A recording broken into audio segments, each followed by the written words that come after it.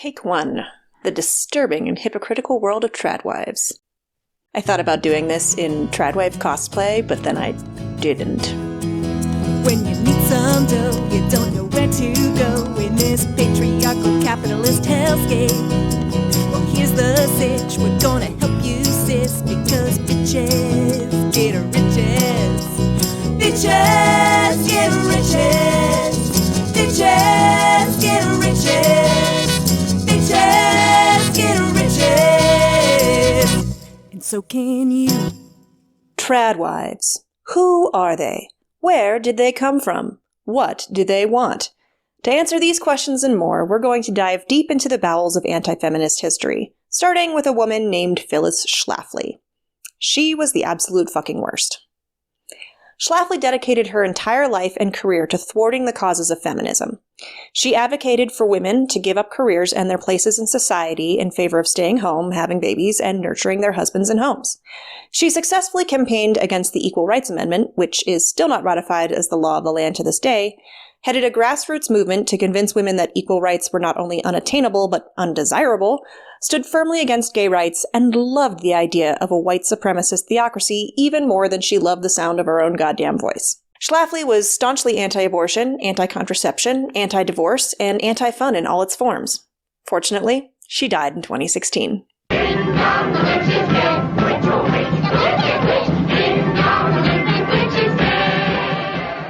But the infuriating legacy of Schlafly lives on.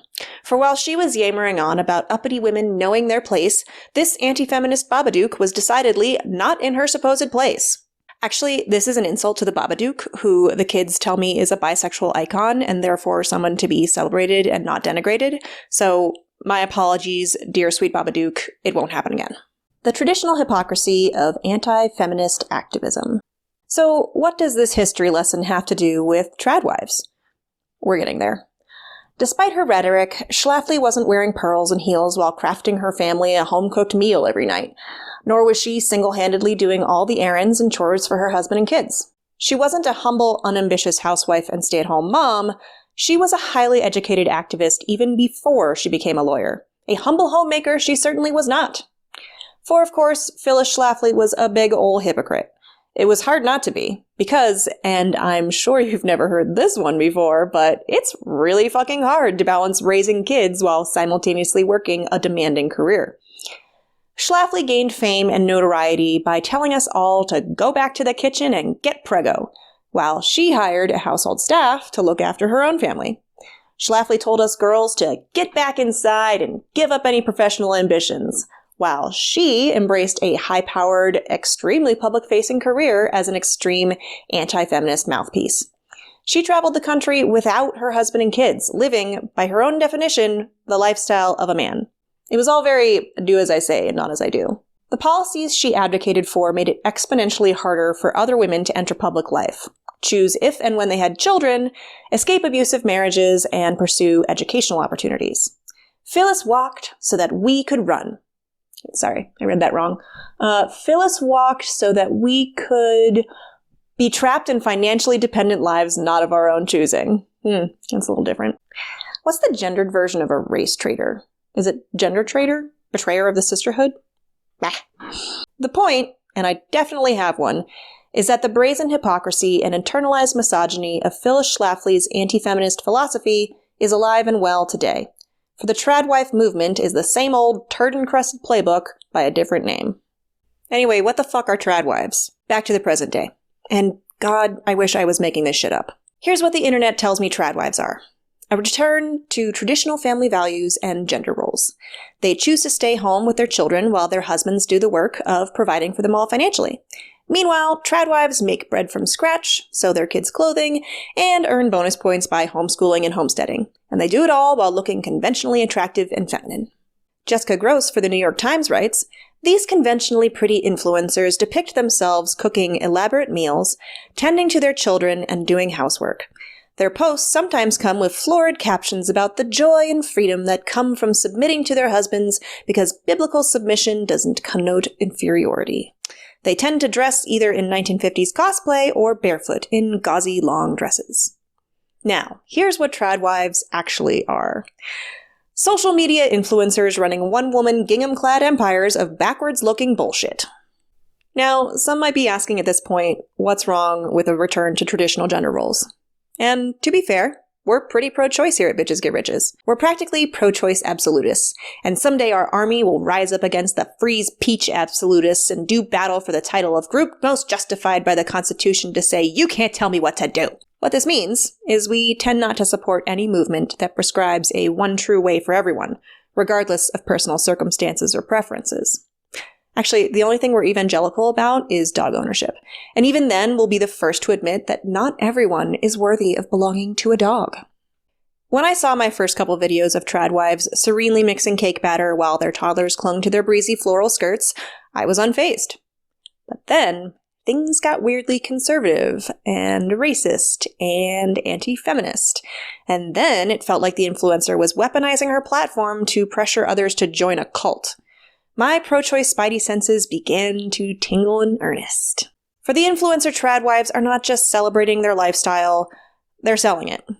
They aren't just extolling the virtues of tradwifedom, they are denigrating the alternatives. To hear them say it, Tradwives are the best wives, and everyone should get on board the tradwife train or suffer the consequences of a miserable, unfulfilled, meaningless existence. Which is when I decided that tradwives are bad and must be stopped.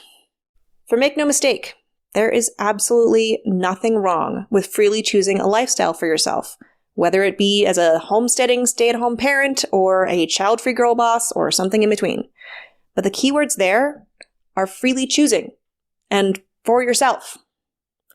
The minute you start to pressure and influence others to join your lifestyle, you get a failing grade from our army of pro-choice absolutists. Profiting off of the tradwife trend. I understand how richly ironic it is of me to say this on my monetized platform here in internet land, but tradwives are making bank. Just like their spiritual godmother Phyllis Schlafly, tradwives talk a big game about traditional gender roles and family values. Meanwhile, they are abso-fucking-lutely hustling for them dollars. Money with Katie, which is a great blog you should follow, has an article titled The Naked Financial Hypocrisy of Tradwive Influencers, in which she explains how fucking gross and cruel it is that these tradwives are peddling a lifestyle that they themselves do not actually embrace. They use all the usual online influencer tactics, affiliate links, brand sponsorships, exclusive products in an online shop, to profit off of their tradwifely message of staying home and letting your husband provide. But you cannot work 10-hour days building a social media presence and wheeling and dealing affiliate marketing relationships while also claiming your husband is the provider and you solely a homemaker. It's giving Phyllis. So if you truly believe in traditional gender roles, your husband providing for you financially while you're busy keeping a sourdough starter alive and homeschooling 3 kids, then why are you also selling us Tradwife branded t-shirts and bespoke candles out of a warehouse in Utah? Make it make sense. I bumped my microphone. The illusion of having it all. The influencers behind these tradwives must be exhausted. Speaking as someone who makes money on the internet, it's a tough job. As Money with Katie explains, most of these tradwives have pages of affiliate links and products to peddle. Whether or not their husbands' careers are bringing home the bacon, these tradwives are contributing a whole-ass piglet. Because of course they are. It's not only hard to handle homemaking and child-rearing all in one's own, it's harder than ever to pay the bills on one salary alone. According to the Pew Research Center, in 1960, 25% of households had 2 income earners, but that number had risen to 60% as of 2012. I can't help but think that these tradwife influencers, who peddle the idea of a single income family while absolutely belonging to a dual income family, are, what's the word? Oh yeah, fucking lying. Their social media presences are just a way of encouraging women toward an unattainable goal and then punishing them for burning out before they get there. Hey, speaking of burnout, check out our Burnout workshop. Very affordable, very mindful, very demure.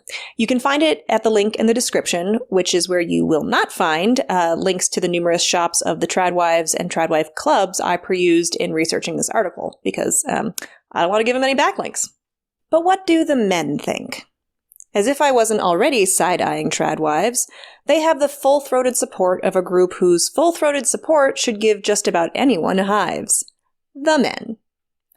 Not all men, of course, but you know the type. The men's rights activists, the incels, the bros who make reels about alpha shit. These guys have greeted the Tradwives with open arms and are loudly longing for more women to give up this silly feminism thing and embrace the lifestyle of Tradwives. They don't seem to realize that The Stepford Wives was a horror movie. In fact, it can be argued, and Jessica Gross does in the New York Times, that all the Tradwife influencers out there aren't really making content for other women. They're making it for men. Men who resent the equal rights gains of feminism and fantasize about marrying a submissive bangmaid. These dudes also happen to be in favor of things like legalized rape, compulsory pregnancy, and an end to no-fault divorce, so again, maybe their endorsement should give us all pause. The internalized misogyny of it all.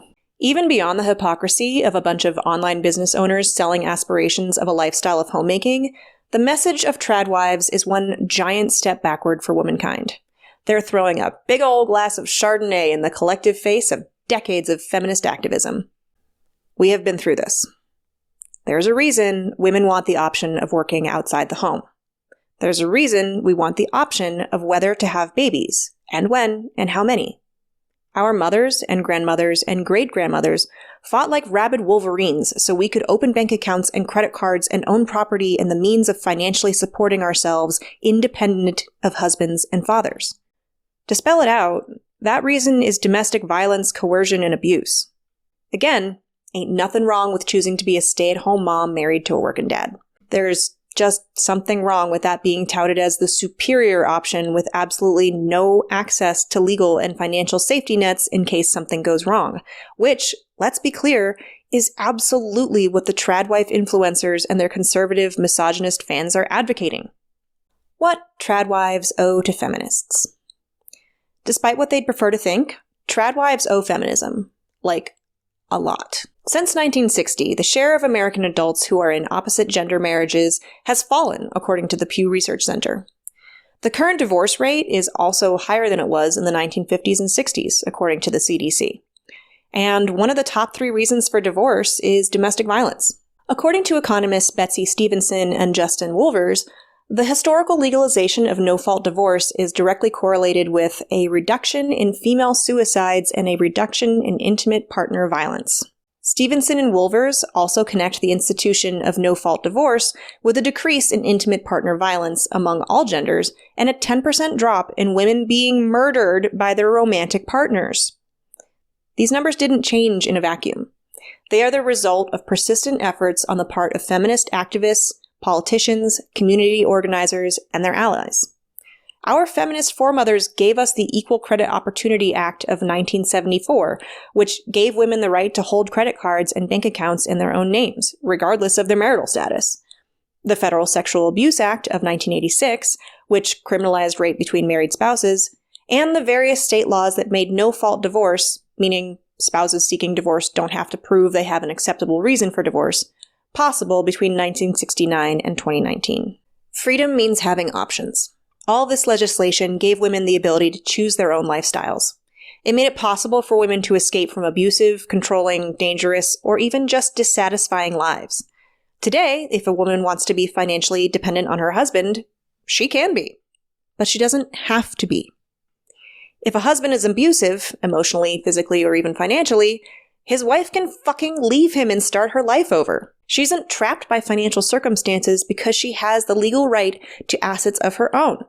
Property, bank accounts, lines of credit, legal representation. Equal rights legislation and legal protections have even made it easier for women to forego marriage entirely.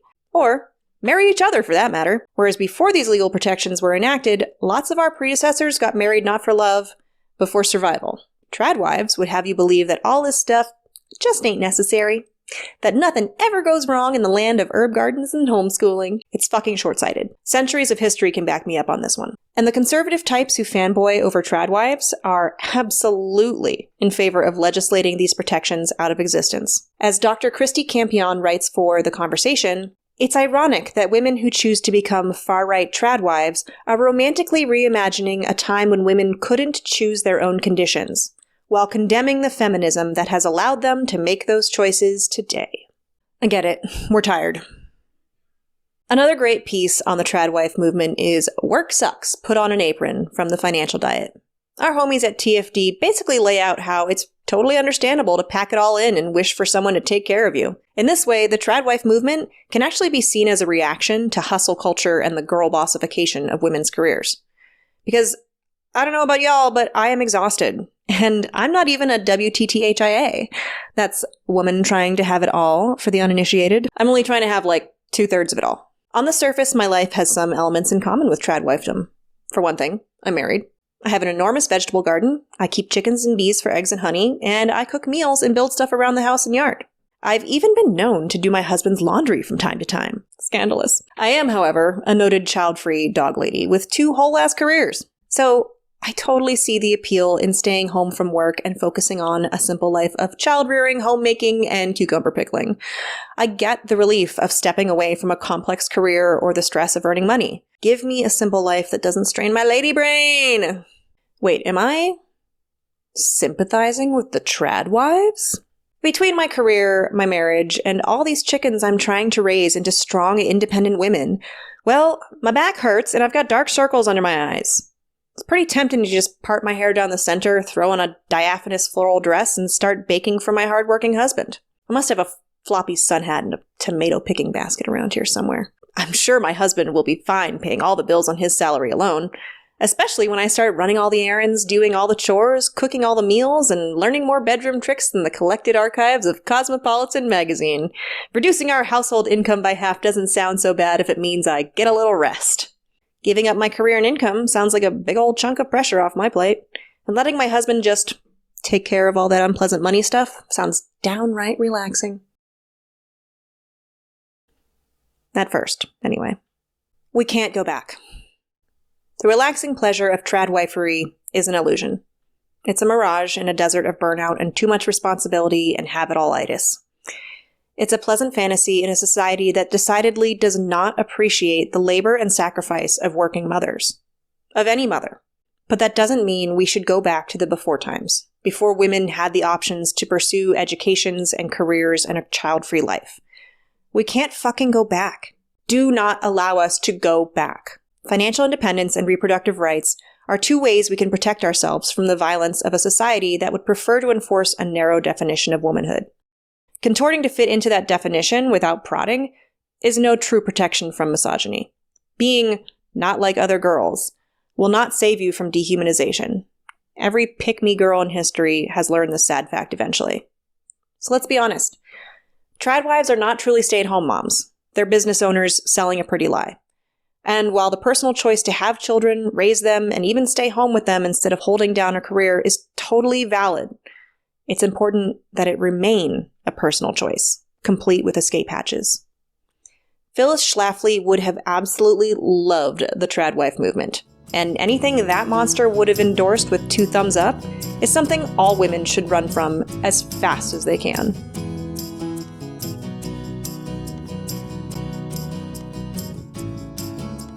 Thanks, y'all! Now, if you like this unhinged screed, and who can blame you, you have our Patreon donors to thank. Those bloodthirsty heathens chose piggy rants about an economic injustice until we're all ready to storm the barricades as this month's general topic, and I took that torch and ran with it. So if you want to vote on our monthly article topics, get advance access to exclusive goodies, and chat with us directly, join our Patreon at patreon.com/bitchesgetriches. Bitches out!